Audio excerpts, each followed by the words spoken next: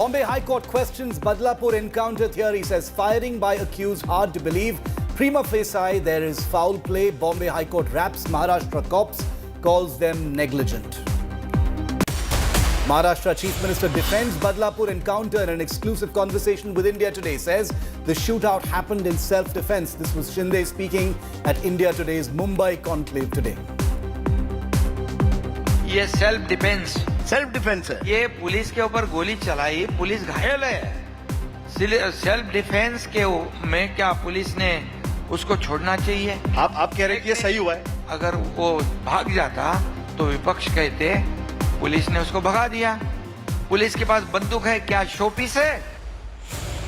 Trouble mounts for Karnataka Chief Minister Siddaramaiah. Court orders FIR in the Muda scam case. Siddaramaiah says he will fight legally, accuses BJP of conspiracy to topple his state government.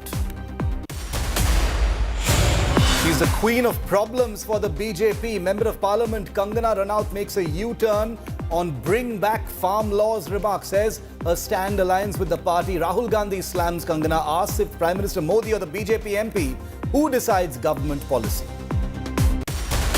Himachal Congress government follows the Yogi model. Sukhu government now mandates all food eateries to display owners' names. This is a big fallout of the Tirupati prasadam row.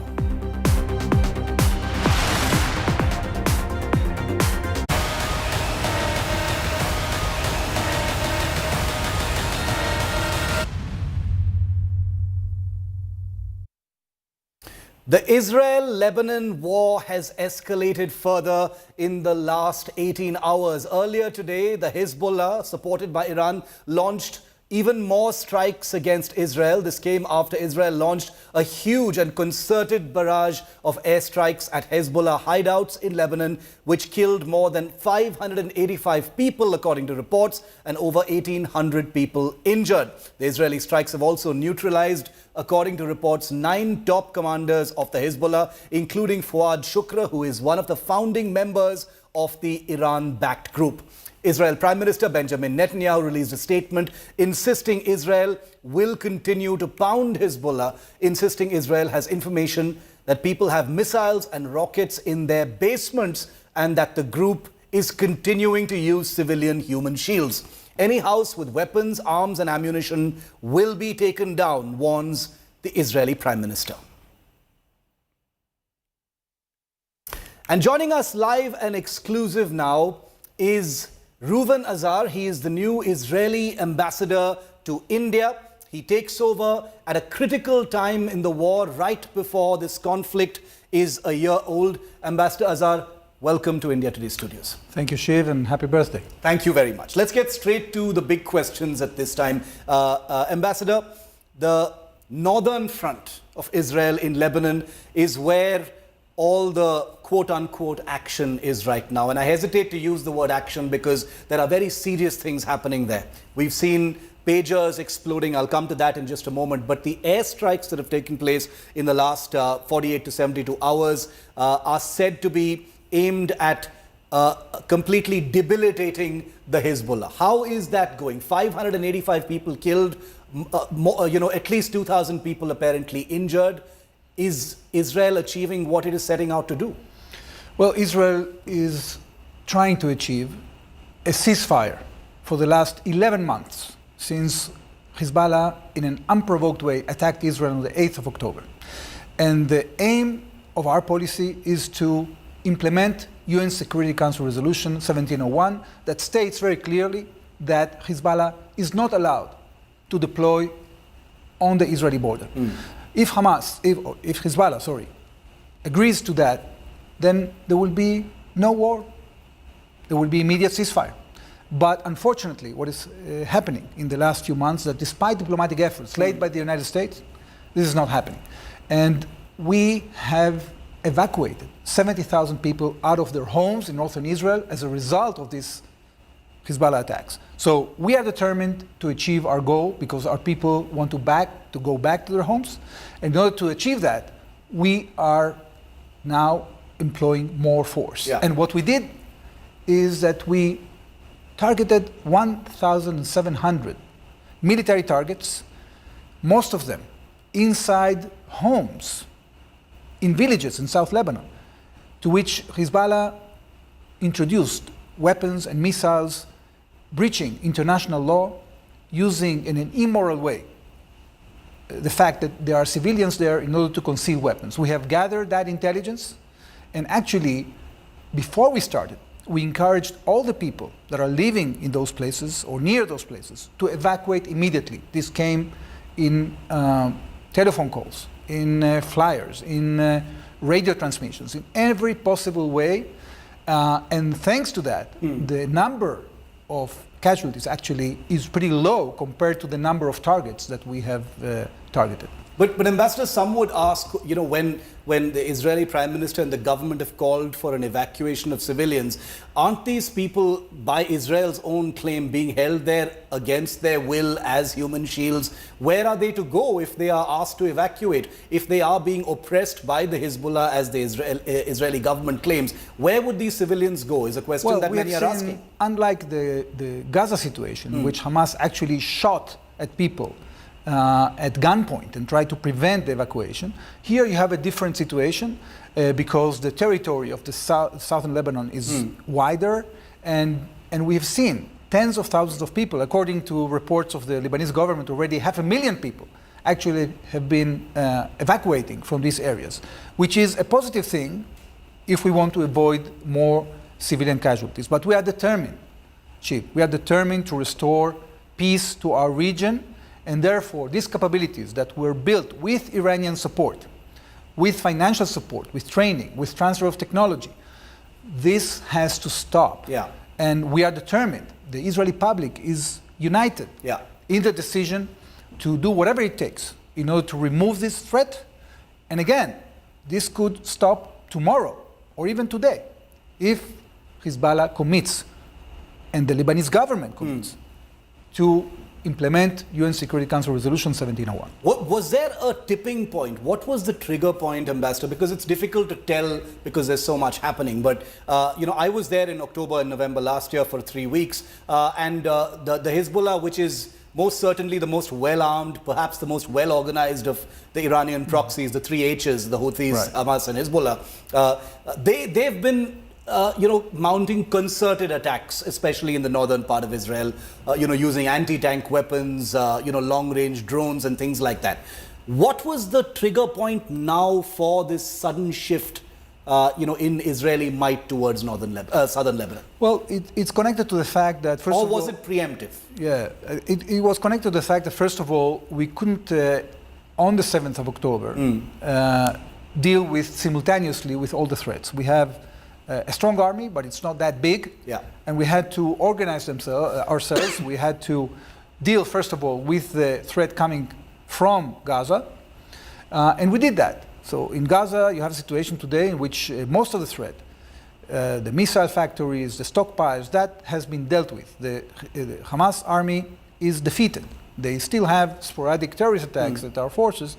Basically, militarily, we've done the job there. We created a buffer zone.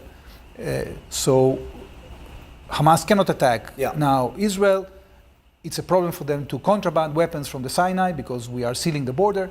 So once we have done that, we had the time to reorganize and to plan what we're going to do in the north. Before we started, we actually tried again to create a situation in which we avoid that, because we know that the price of war is terrible and the loss of every life is tragic. So our job as a democracy, as a country that is responsible for the life of its citizens, we have not only the right, we have the duty to protect them, but we have to do whatever we can in order to try to avoid violence. That's what we did. We waited for 11 months, and now it's time for the other side to understand that if they continue this, they are going to pay a dear price. Could there be a ground invasion or a ground operation in Lebanon? It's not a far-fetched question because it has happened before. Israel has perceived to be a larger threat than just what is immediately being dealt with. And many experts and observers believe that the current airstrikes are basically clearing the decks for a large-scale ground operation or an invasion of Lebanon? We are preparing for all scenarios. The IDF forces, our defense forces, have operative plans. We have recruited the necessary personnel, and we are completely ready to do that. We prefer not to do that, and we don't want to, escalate into a full-fledged war. But if we don't have any choice, we will have to do it because we have to create a situation in which our citizens can live in peace in their homes. Speaking of Iran for a moment, because after the assassination of the Hamas chief Ismail Haniyeh in Tehran, Ambassador Azhar, there had been almost a kind of suspense, a tension around the region and globally about how Iran was going to hit back. Now, a direct attack of any kind or what was perhaps in people's minds, that hasn't happened yet. What is Israel's assessment of that? Because one would have imagined that a country like Iran, struck in the manner that it has, even though Israel has not taken or claimed credit for that assassination, the idea of a direct Iranian involvement still sort of hangs in the air. It hasn't happened. It hasn't happened, and I think for good reason. Last time that Iran attacked us with a barrage of 300 missiles, rockets, and drones, and ballistic missiles. Yeah, that was in April this year. That was on the 13th of April, and that barrage was successfully foiled by Israel and its partners in the region, including Arab states, including the United States and other Western armies. Yeah. The Iranians understood what our capabilities are. And although we haven't retaliated in a massive way, we have shown through a very targeted in a very targeted way what our capabilities are. I think that the Iranians are going to do a huge mistake if they decide to involve themselves here again, and we are ready for that scenario as well. Speaking, one final question on Lebanon before we shift back to Gaza, Ambassador. These airstrikes, when they take place, they obviously don't take place for a short time. It looks like this is a precursor to a larger operation, and these airstrikes might actually continue. Does Israel, apart from the UN resolution that you were talking about, is there some kind of an end point as far as these operations in the north are concerned? Well, we have to restore the deterrence that was breached. As you know, since 2006, Hezbollah refrained from shooting at our country. And they decided to change that policy. They made a huge mistake. They thought that Israel is vulnerable. They have accumulated all these weapons around Israel, not only in the Gaza Strip and in Lebanon, but also in Syria, in Iraq, in Yemen. And the Iranians thought that actually they can successfully choke the state of Israel and that we are not going to be able to sustain that. Well, they were mistaken. Yeah. Unfortunately, these miscalculations create conflicts. You are an experienced journalist and you covered many conflicts, and you know that when people do miscalculations when it comes to the use of force, that bears a huge price. Unfortunately, we are in a situation in which this miscalculation led to a lot of casualties. The responsibility for all these dead people are on the shoulders of the Iranians, of these radicals that are turning our region into complete havoc. So we have a responsibility, together with our partners in the Arab world and our countries that are friendly to the cause, we have the responsibility to restore peace, to create a security regime that will be sustainable for the future, so we don't have to deal with this kind of threats in the coming future. Speaking about those pagers exploding, this is one of those typical operations where, there are a lot of claims and counterclaims. Once again, there's very little clarity over, where things actually came from. Throw some light on that, because most people say, why is there even a discussion or an argument on this? Of course, this was an intelligence operation by Israel to infiltrate the Hezbollah and teach them a lesson with those exploding pagers, Ambassador. Well, look, I cannot comment on a specific operation, whether Israel was involved or wasn't involved. What I think is important for the audience to understand is that war is changing all the time, and the nature of war is changing all the time. And in the past, you used to have either conventional armies that acted according to certain rules, more or less, and you had terrorist organizations that used to breach every rule, but they didn't possess advanced technology.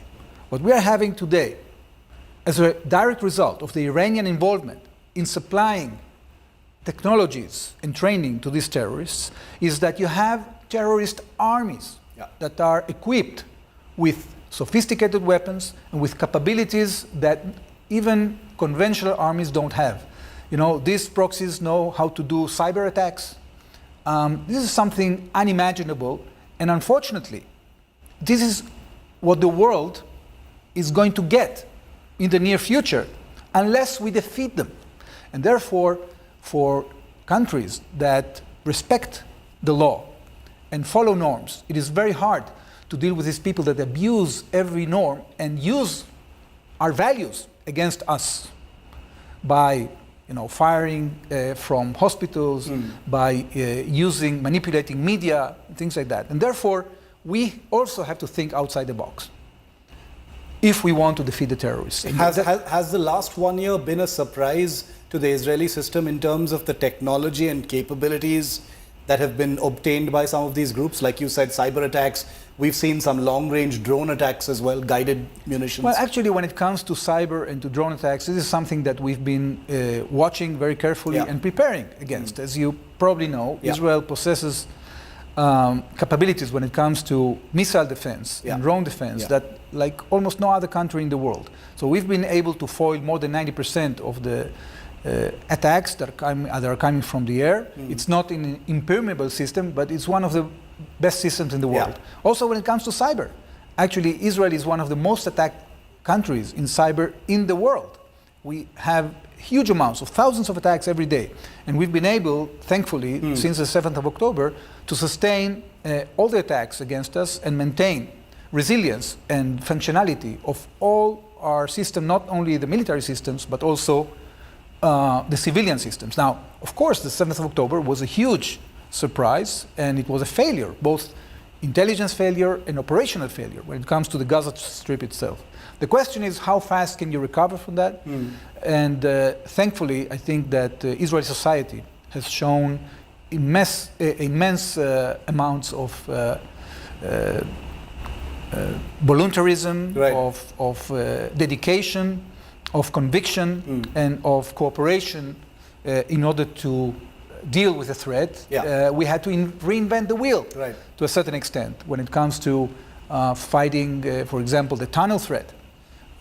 We probably didn't imagine that we would have to invade the Gaza Strip the way we did, because we left the Gaza Strip in 2005 without an intention to go back. Unfortunately, Hamas took over the Gaza Strip in 2007, got rid of the Palestinian Authority, killed them, threw them out of buildings, and this is the reality that we have to face. Is the obliteration of Hamas an objective that is within sight, within grasp of Israel? Well, the term obliteration has to be looked at. We are talking about military obliteration. We know that ideology is something that is very difficult to root out, and this requires an effort from the international community to de-radicalize, because what has happened since 2007 is that Hamas has been indoctrinating children from the age of 2 to kill Jews, to commit their lives to struggle against Israel.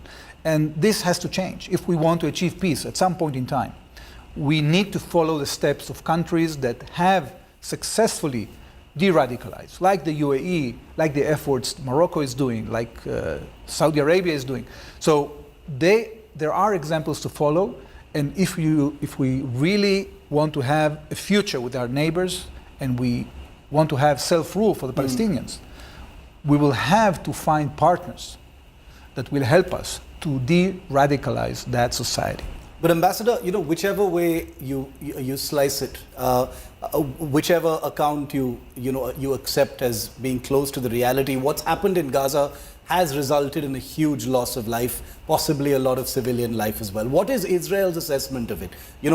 Because Israel has been accused variously of genocide, of not really caring about civilian life during these attacks. Not for the first time Israel's been accused of that. What is Israel's assessment of how much civilian life has been lost? And again, I add the disclaimer that many of these civilians may not have had a choice to move away because of the presence of the Hamas. Yeah, so primarily civilians in Gaza have been hijacked by Hamas, That's the sad reality. And what Israel has done is really unprecedented in terms of efforts of any modern army to take people out of harm's way. Because we have developed tactics that no other Western army But that has still developed. resulted in a huge loss of life. Well, of course, every loss of life is tragic. But first of all, you have to take the data that is coming from Hamas with some salt. I agree. Because they have been including in these numbers people that have died as a result of misfire of their own rockets, natural deaths, and they have, according to their counting, no terrorist was killed. We killed more than 15,000, according to our estimates. So when you look at the ratio between terrorist hit and civilians, and you compare it to other urban scenarios that we've seen, for example, in the fight against ISIS in Mosul, there the ratio was 1 terrorist for 8 civilian casualties. Here in Gaza, you have a ratio of 1 to 1.5 or 1 to 2, which actually is completely unprecedented given the deepness of the embedding of terrorists in the civilian population and the tactics that they have perfected in the abuse of installations that should be impugned according to international law. But international humanitarian law also says that when these installations are abused and are breached by terrorists, they cease to be impugned. So as much as we made an effort to avoid casualties, at the end of the day, many people have died, regrettably. But these accusations of genocide are completely fabricated because, people are using terms without understanding what these terms are. In the Gaza Strip, when we entered the Gaza Strip the first time in '67, there were 200,000, less than 200,000 Palestinians. Do you know how many Palestinians there are now in Gaza? More than 2 million. So what kind of genocide is that? Okay, it's completely fabricated, and it's basically, perpetrated by media outlets that support radical Islam, like Al Jazeera and other media outlets that are daily trying to create blood libels against Israel. Ambassador, you spoke about radicalization and that, military obliteration is one thing, but like we've seen in this West Asian crisis, it works like a cycle. The violence comes in cycles, then there's a period of peace, and then it erupts once again. We've seen it between Israel and Palestine a number of times. You've served in the military and as a diplomat in all your years, so you know it better than most people. My question now is, this time round, is it going to be just another cycle? Some kind of terms will come on the table, there will be a period of peace, but no real assurance that things won't flare up again, because after this much violence, an entire generation will probably be ready for radicalization once again. And that's what the Palestinians have said before as well. You kill one of us, more will come out. Well, there is several elements that come as an answer to that. First of all, the fact that Palestinians in Gaza were indoctrinated for the last 17 years to attack Israel has resulted in the 7th of October. So saying that our response to the 7th of October is going to radicalize the Palestinian population in Gaza, this completes nonsense, because they have been radicalized before the attack. Okay, that's number one. Number two, look, the region of West Asia, as a result of the absolute chaos that came after the Arab Spring and the failure of the Arab state system, has created chaos and radicalism. And you have it in countries that are disintegrated for a long period of time with no connection to the Israeli-Palestinian conflict. So 500,000 victims of the civil war in Syria have nothing to do with Israel. Okay? 10 million people that are suffering starvation in Sudan have nothing to do with Israel. 1 million people that have been killed in Iraq in the last 2 decades have nothing to do with Israel. The civil war in Yemen has nothing to do with Israel. But what is the common denominator in all these conflicts is that you have radical elements that have arisen as a result of the decay of the Arab state system, and there are cynical players like Iran that are manipulating the situation in order to gain hegemony in the region. So as long as the international community doesn't put pressure on Iran, we are going to continue to suffer from these conflicts, and we'll have to defend ourselves time after time after time. As a former soldier, as a career diplomat who's seen the good and the bad of this constant effort to make some kind of equilibrium and peace, do you think something should be done differently this time around, Ambassador?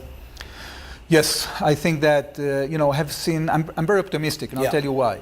Because what I'm seeing during this conflict is that our partners in the Arab world haven't backed off or haven't backed down from their positions to confront this radicalism and to stay in touch with us. We've been cooperating quite deeply, both in intelligence and operationally. We've been able to create a shield to the skies of the region against the Iranian attack, okay?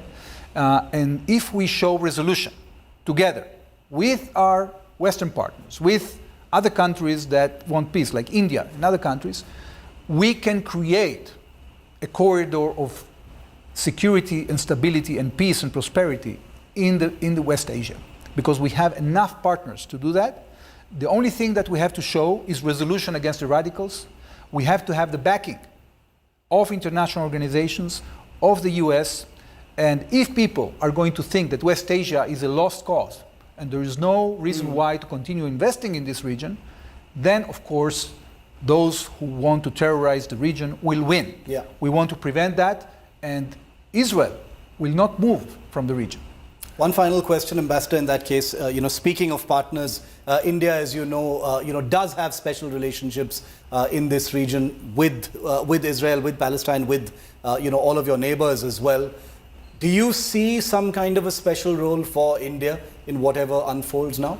Well, I think that India has an increasing role in our region, because not only because it has interests in the region, but also because very important players in the region want to engage with India in different ways.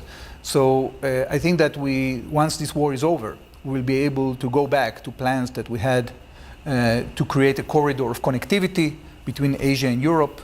This is in the cards. This is achievable, and I'm sure that India will be a major part of this effort.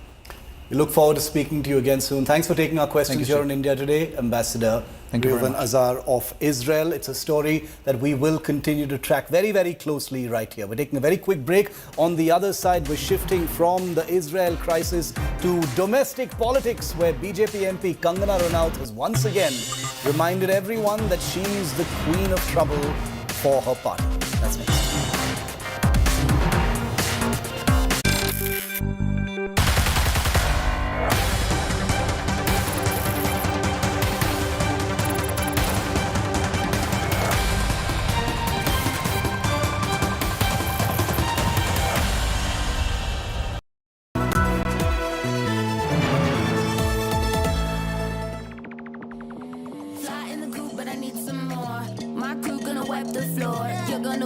Shut the door. Your antics make me bored, cause I just came around to say hello. Motorola Razr 50. Flip the script. Hello, Moto.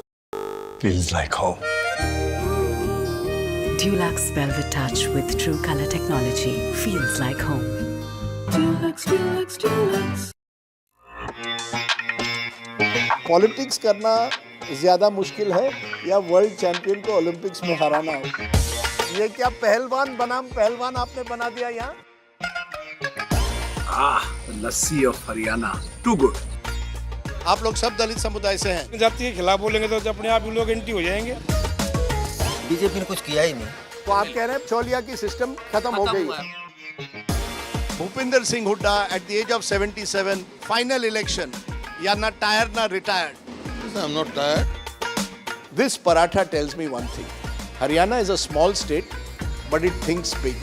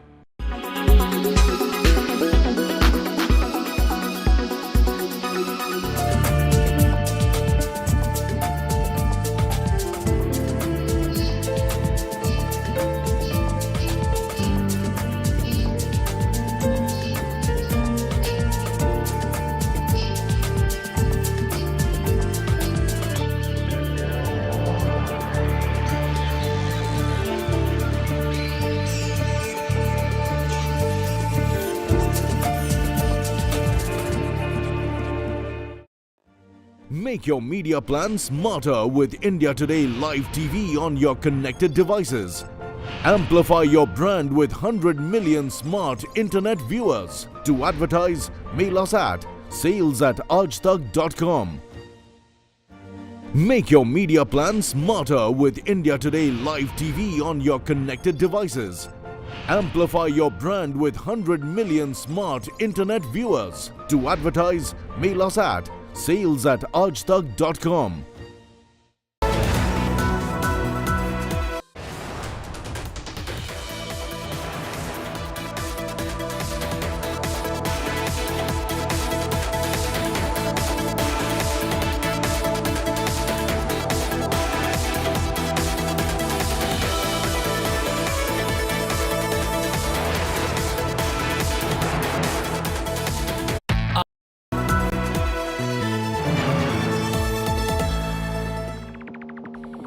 Fly in the coop, but I need some more. My crew gonna wipe the floor. You're gonna weep when I shut the door. Your antics make me bored, cause I just came around to say hello. Motorola Razr 50. Flip the script. Hello, Moto.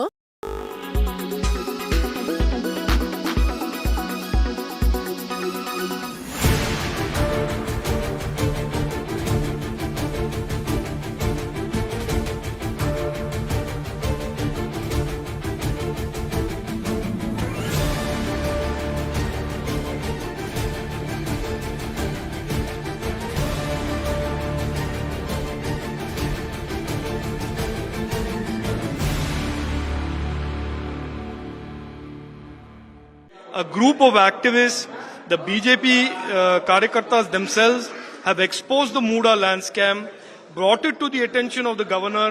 The governor has applied his mind and sanctioned the prosecution, and today the High Court has upheld the need for an investigation into this scam. Therefore, what it means today is that there will be an investigation of corruption against a sitting chief minister, and therefore it seems to me that if you have some self-respect and decency, that the chief minister would resign and make way for an independent, fair investigation into these allegations of corruption. And by the way, at the end of that investigation, if he is innocent, he can come back. CM होने के नाते उनको अलग संविधान नहीं क्या, अलग कानून नहीं क्या, सबको एक ही है। आज का जजमेंट आने के बाद में भी कुर्सी में ज्यादा समय बैठना ठीक नहीं होता है। इस्तीफा देना ही एक ही विकल्प है, इस्तीफा देना। हर करप्ट लोग ऐसा ही बोलता है। Siddaramaiah also he is not a clean, he is one of the corrupt person. इस्तीफा देना हमको विकल्प है, हम फाइट भी करेंगे स्ट्रीट में, हम उसके साथ साथ लीगल एक्शन का बारे में भी हम सोचेंगे।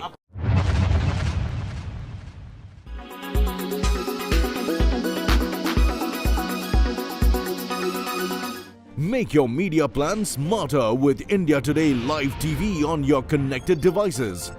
Amplify your brand with 100 million smart internet viewers. To advertise, mail us at sales@aajtak.com.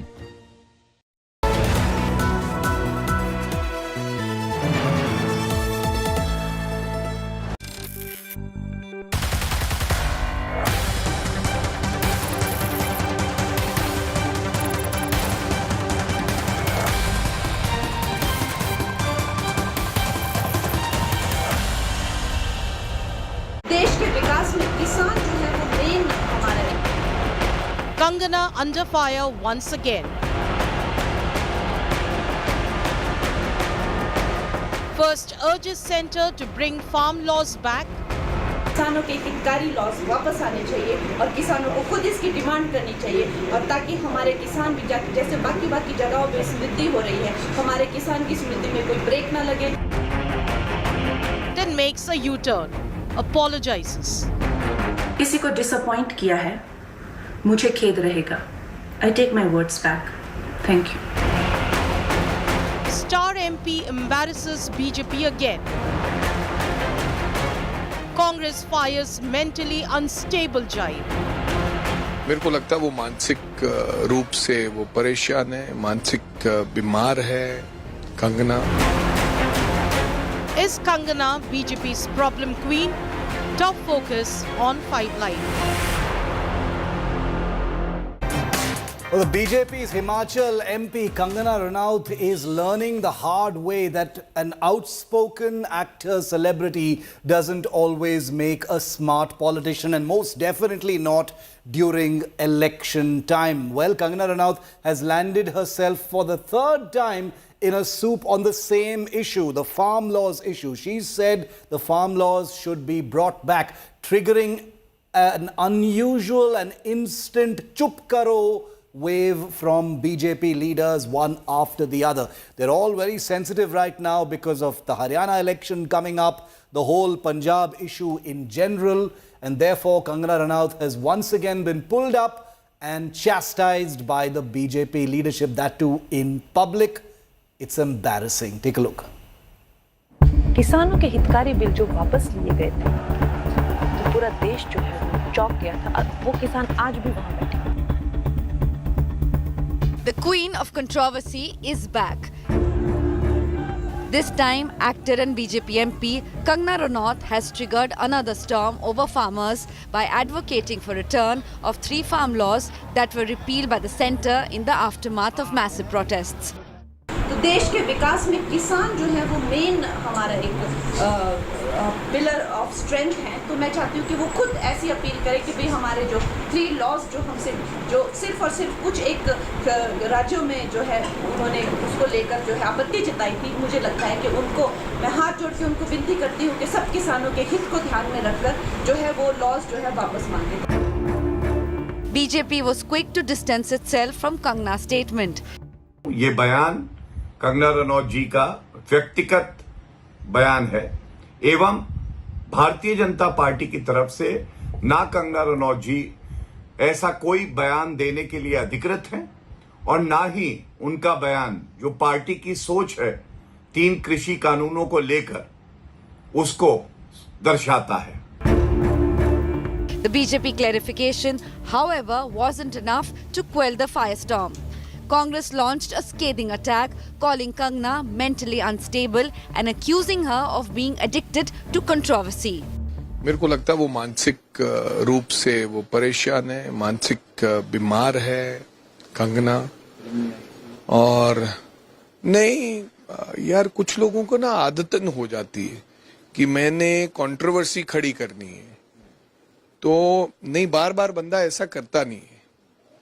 आप, मेरे को लगता है कि उसके ऊपर हमें तरस खाना चाहिए। बीजेपी की एक सांसद जब ये कहती हैं, जिन्होंने अभी किसानों को हत्यारा और बलात्कारी बुलाया था, और अब वो कह रही हैं कि कानून वापस आने चाहिए, तो बिल्कुल चिंता होगी, बिल्कुल दुख होगा, क्योंकि बीजेपी का अभी तक कोई अधिकृत बयान नहीं आया है। किसी एक प्रवक्ता ने कुछ बोल दिया, उससे क्या फर्क पड़ता है? बीजेपी के अध्यक्ष जेपी नड्डा जी हैं, वो इस पर बयान दें, स्पष्टीकरण दें, लिख कर दें, बोल कर दें। NDLIs have also condemned Kangana's remark. ये कंगना का अपना व्यक्तिगत स्टेटमेंट हो सकता है एंड ज़रूरी नहीं है कि हर स्टेटमेंट में आप कमेंट करें, ये उनकी अपनी सोच हो सकती है। बट जब तक अधिकृत तौर पर उनकी पार्टी की तरफ से कोई ऐसी बात नहीं आती, मुझे नहीं लगता कि किसी भी हर बयान पे कोई भी टिप्पणी करके उस कंट्रोवर्सी को बढ़ाने का कोई मकसद है। नहीं, उनका ये वक्तव्य किसानों का अपमान है और प्रधानमंत्री द्वारा जो फैसला लिया गया था उसका उल्लंघन है, और पार्टी को ऐसे वक्ताओं के लिए संज्ञान भी लेना चाहिए और कुछ कार्रवाई भी करनी चाहिए। Under fire from all sides, Kangana was forced to retract her statement. मुझे ये बात भी ध्यान रखनी होगी कि मैं अब एक कलाकार नहीं, भारतीय जनता पार्टी की कार्यकर्ता हूँ, और मेरे ओपिनियंस अपने नहीं होने चाहिए, वो पार्टी का स्टैंड होना चाहिए। तो अगर मैंने अपने शब्दों से और अपनी सोच से किसी को डिसअपॉइंट किया है, मुझे खेद रहेगा। I take my words back. Thank you. Since being elected MP, Kangana Ranaut has quoted controversy at least 3 times. All 3 times she had to climb down and apologize. Will she now be more mindful of her words? Bureau Report, India Today.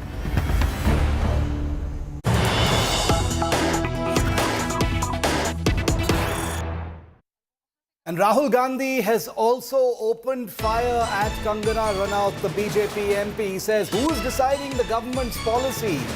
Is it a BJP MP or is it the Prime Minister? Listen into what Rahul Gandhi has just said. ये BJP के दो लोग होते हैं, ये ideas को test करते रहते हैं। ये किसी से कहते हैं कि आप ये आइडिया पब्लिक में रखिए और फिर रिएक्शन देखते हैं। यही हुआ है। उनके एक सांसद ने किसान कानून, जो काले कानून थे, उनको रिवाइव करने की बात की है। मोदी जी, आप क्लैरिफाई कीजिए, आप इसके खिलाफ हैं या आप फिर से बदमाशी कर रहे हैं? क्या वो किसान के कानून रिवाइव करेंगे या नहीं? और अगर करेंगे तो फिर मैं आपको गारंटी दे रहा हूं कि इंडिया गठबंधन पूरा इनके खिलाफ खड़ा हो जाएगा। 700 लोग शहीद हुए हैं, उनकी याद करनी है, उनकी रिस्पेक्ट करनी है। मोदी जी ने 2 मिनट मौन नहीं रखने दिया था, हम ये कभी नहीं भूलेंगे। I want to go across to India Today's Aman Bharadwaj for more on this story. Aman, Kangana Ranaut, not for the first time, has come out and, retracted. She's apologized. But it appears that the BJP has gotten into the habit of pulling her up. And this time they've done it quite publicly as well. What is Kangana planning to do? Is she planning to be careful going forward? Or how is it going to work out? She's not used to being careful with her words. See, it's not for the first time that Kangana has to be warned with several statements that she made up. In last 30 days, she had made several statements that sparked controversy, whether it was movie Emergency, where she quoted Indira Gandhi and Bhindranwala scene, that also sparked a controversy and protest, and even the Sikh communities has to issue a separate press releases against Kangana Ranaut, and that was the reason that Emergency movie was not able to be released for the fixed date, 6 September. After which she made statements that in Delhi protests that held in 2020 for the 11th months, the incidents of rape and murder happened, for which BJP disassociated themselves first from Kangana and had to clarify the statements at several platforms. So it's not the case that Kangana is making such statements for the first time. Even she faced the slap controversy in June here in Chandigarh as well. So it's not for the first time that Kangana is being pulled up by BJP, or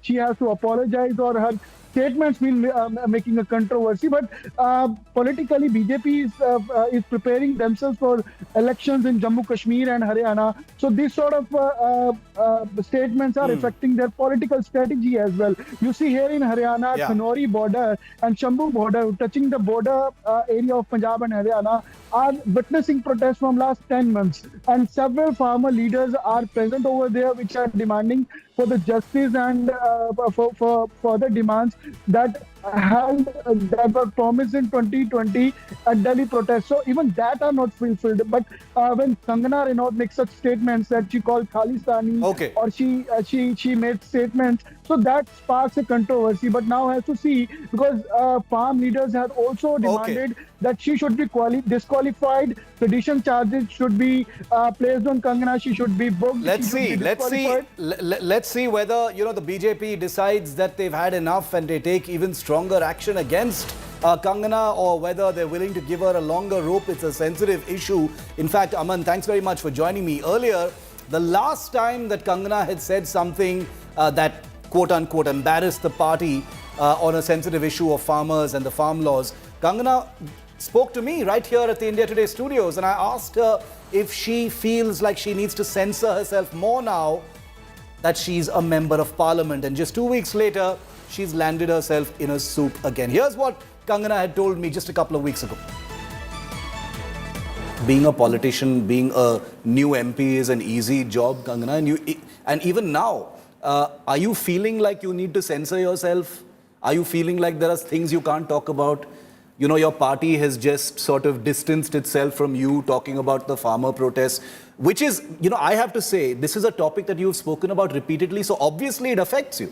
It comes from within. You've spoken strongly. You've had strong views about it. And it seems like maybe being outspoken, another word that's attached to you all the time, is not suitable in your new role as an MP. Are you feeling the pressure or feeling the heat on that? I agree with whatever party has said. I'm not the spokesperson for the party that needs to be conveyed, and I am glad that they did. Besides, they have completely disowned my stance to this matter. They have their policies, and I need to be aligned with those policies.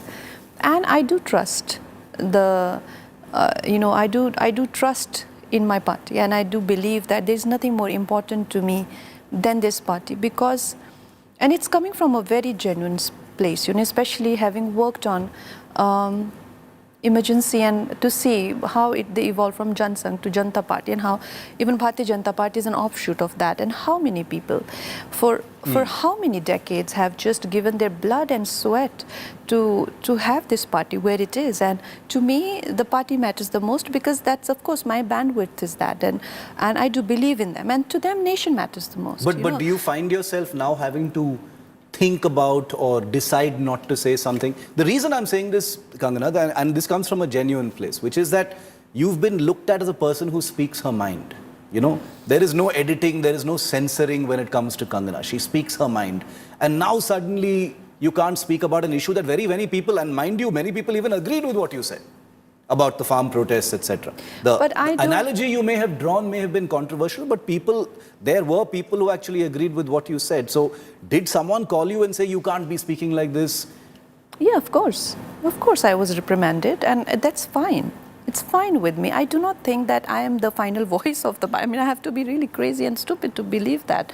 And I do believe in the guidance of my superiors. I do believe that's how every system works. That's how army works. That's how corporate works. That's how the party works. There are people who are superior to me. There are people who are free to reprimand me, and there are people who are, without having to explain, to tell me what to do, and I'm okay with that. I do believe that my intentions are obviously, at times my intention may not come across as what it was, but I do have a long way to go, and I do believe that if I've genuinely heard their cause, and I've genuinely heard their their position or policies, there is nobody who's going to be more hurt than me. Like, there's nobody I know who will be more hurt than me. So I'm looking forward to be careful with my words and be aligned with their policies, because for them, Bharat rehna chahiye. Hum rahe na rahe, Bharat rehna chahiye. So that is the larger ambition of the party, and I'm totally aligned with that ambition. And coming up after this break, an Oscar special session with Kiran Rao and Guneet Monga from the India Today conclave in Mumbai. Stay tuned.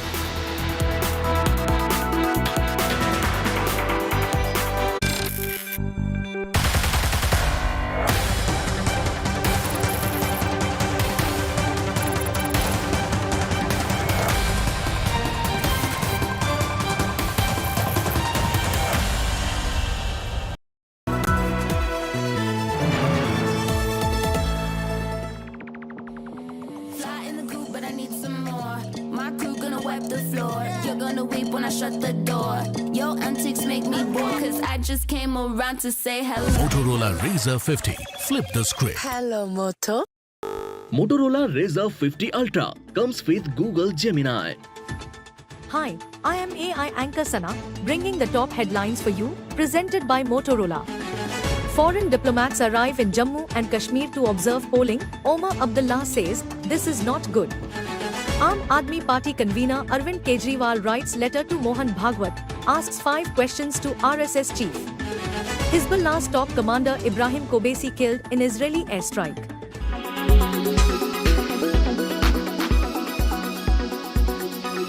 Oh, it's come in our favor. I have filed the caveat. We will face them in the Supreme Court, because we know their next step is going to be the Supreme Court, and we will face them there. Okay. Nothing to worry. We have absolute confidence we will win it in the Supreme Court also. Do you think everything fall in place for you when it comes to this particular case? Absolutely. It has to fall in place, because, see, you can't go beyond the documents. You can alter the documents, but then you can't destroy the documents. Most corrupt people are BJP people. Throughout India, not only India, in throughout the world, they are corrupt people. They don't have any moral morality to ask Siddaramaya's resignation. He is a clean hand chief minister. We don't find a chief minister like this. 100% clean-handed man. BJP people, most corrupt people in India, no value for their words. Now, single bench judge has upheld governor's permission. This double bench is there, full bench is there, Supreme Court is there. We will fight. Weather forecast now. Delhi, maximum 37 and minimum 29 degrees. Mumbai, maximum 27 and minimum 25 degrees. Kolkata, maximum 29 and minimum 24 degrees.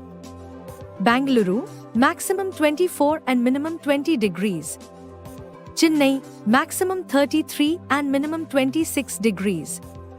Hyderabad, maximum 29 and minimum 23 degrees.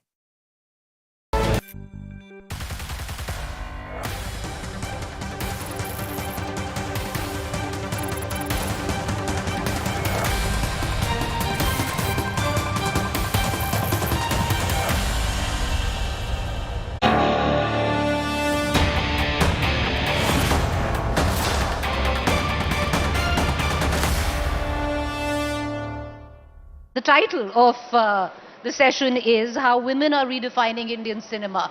A couple of years ago, it could have been how Indian cinema is redefining women, and I don't want to stick to cliches because I think we're in a very different space right now.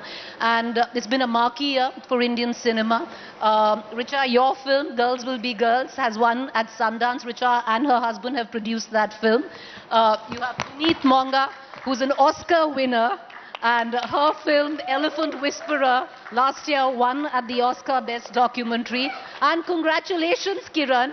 We hear Kiran's film, Lapata Ladies, is our entry to the Oscars this year. And, what is very reassuring, and I'm not saying as a woman, but in India, is that you all happen to be women. It's not, oh, you're women and you've done so well. But most of these films that have done so well on an international platform, which has practically showcased India and put the spotlight on India, have actually come from women. And, that's a great part. But to begin with, Guneet, you want to give some tips to Kiran? You're fresh off the Oscar rack and Kiran is hoping to win it for us, another one this year. No, I will definitely say that Lapata Ladies is definitely the best Hindi film of the year. So it's one of course, my favorite. It's so beautiful. And so glad to meet you today because this news came only yesterday.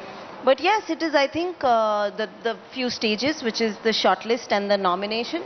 And you get to a top 15 and then to a top 5. And that only, there is a campaign that I feel like, I always feel that we have little time. It has to start as of yesterday. I constantly feel like hopefully our nominations are given as early as possible so we can gear up for a campaign which is getting all the voters who are in the category to get us to a shortlist. It is technical, it is difficult, but it is what every country goes through. And there are certain norms and certain things to do there. But yes, step one will be just get out there and, get going. Roll up the sleeves. It's time to flex and it's time to put a hoarding on the moon. Sisters in solidarity, sisters in arms. There's so much one can keep, speaking of that. But Kiran, there's also somewhere down the line, just because you're a woman producer, a woman director, to go with the burden of trying to give out a social message through a film. Do you think, that bears on you sometime, especially during Lapata Ladies, or was it just a byproduct? Because it was very breezy in a lot of ways. Yeah, well, actually, the story spoke to me, I think, particularly because it was a story of two girls searching for their freedom, for their opportunity, for their voice. So I think stories like that interest filmmakers like me intrinsically, especially because I feel stories of women and by women we do not see enough. I think it's exceedingly important that we invest much more in women storytellers, in producers, in actors, in projects helmed by women. So I don't think it's a byproduct. I think, in fact, if anything, it made me realize that I'm actually most keenly aware and most keenly interested in women's experiences. And I'll probably continue to want to have interesting and nuanced women characters in everything that I do.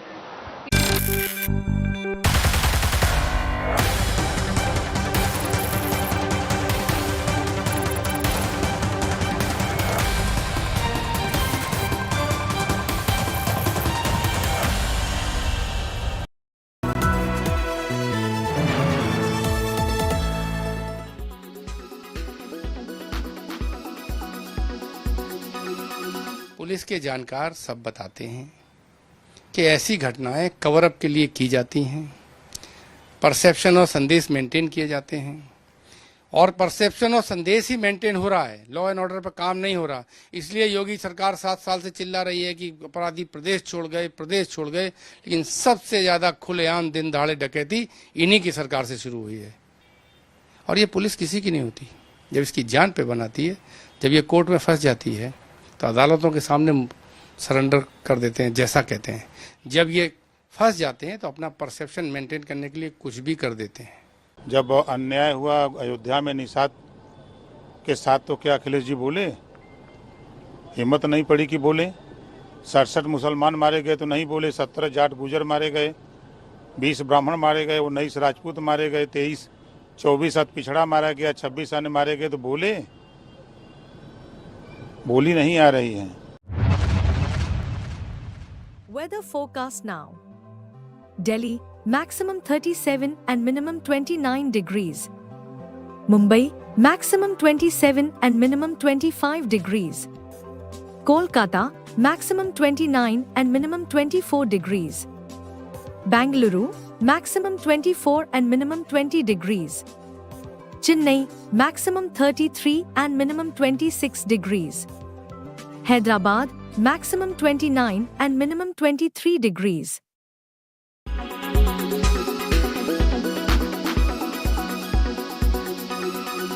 Make your media plan smarter with India Today Live TV on your connected devices. Amplify your brand with 100 million smart internet viewers. To advertise, mail us at sales@aajtak.com. Make your media plan smarter with India Today Live TV on your connected devices. Amplify your brand with 100 million smart internet viewers. To advertise, mail us at sales@aajtak.com.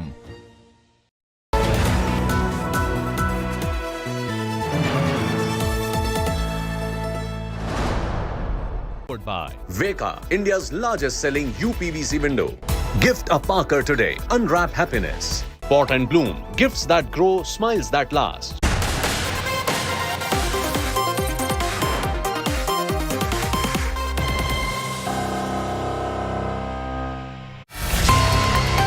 Fierce showdown over Tirumala.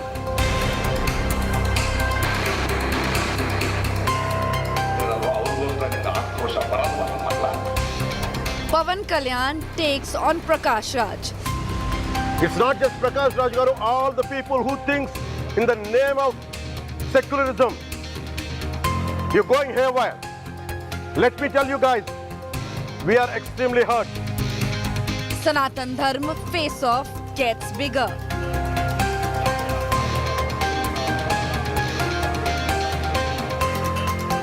Jagan demands temple purification.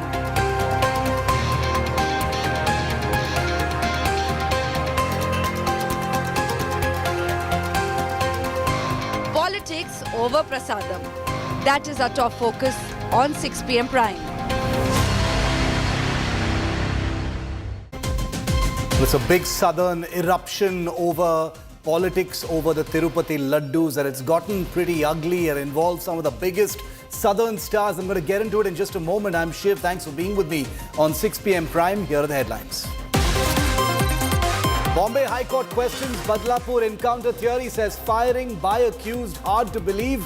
Prima facie, there is foul play by the police. Bombay High Court wraps the Maharashtra cops, calls them negligent. Maharashtra Chief Minister defends Badlapur encounter in an exclusive conversation with India Today. Says the shootout happened in self-defense, says Shinde, the Chief Minister. ये self defence है। ये police के ऊपर गोली चलाई, police घायल है। Self defence के में क्या पुलिस ने उसको छोड़ना चाहिए? आप कह रहे हैं कि ये सही हुआ है? अगर वो भाग जाता तो विपक्ष कहते पुलिस ने उसको भगा दिया। पुलिस के पास बंदूक है, क्या शोपीस है? Trouble mount for Karnataka Chief Minister. Court orders FIR in Muda scam. Siddaramaiah says he will fight legally, accuses BJP of conspiracy to topple his government. BJP MP Kangana Ranaut is learning the hard way that being outspoken doesn't pay. She makes another apology for a remark on bringing back farm laws. This after the BJP castigates her in public amidst a big opposition attack. Himachal Congress government follows the Yogi model. Sukhus now mandates all food eateries will display their own names. What will the Congress support system now say? Israel and Hezbollah trade strikes as West Asia conflict escalates. Hezbollah rockets target capital Tel Aviv for the first time. Death toll in Lebanon mounts to over 500 in the country so far in just the last 3 days. It's a war of words between some of the biggest South film stars over the Tirupati prasadam controversy. Pawan Kalyan versus Prakash Raj, and it has gotten really ugly. The Andhra Deputy Chief Minister and actor are locked in a showdown over the Tirupati Laddu adulteration controversy. Pawan Kalyan raised questions over what he claimed are malicious attempts to infuse impurity in the Tirupati prasadam, calling it an attack on Sanatan Dharma. This is after the lab report came out, courtesy Chandrababu Naidu, the Chief Minister of Andhra Pradesh. Well, Prakash Raj, also a well-known actor in the South, said that Pawan Kalyan should investigate the matter instead of spreading apprehension. Pawan Kalyan counter-attacked Prakash Raj's criticism and said, why must he be silent on the sanctity of Hinduism and issues like food adulteration, adding that the actor must learn a lesson. In response to Kalyan's attack, Prakash Raj then tweeted a video saying his words have been misunderstood and he will respond to the Deputy Chief Minister when he returns. Meanwhile, another front had been opened when actor Karthi, the younger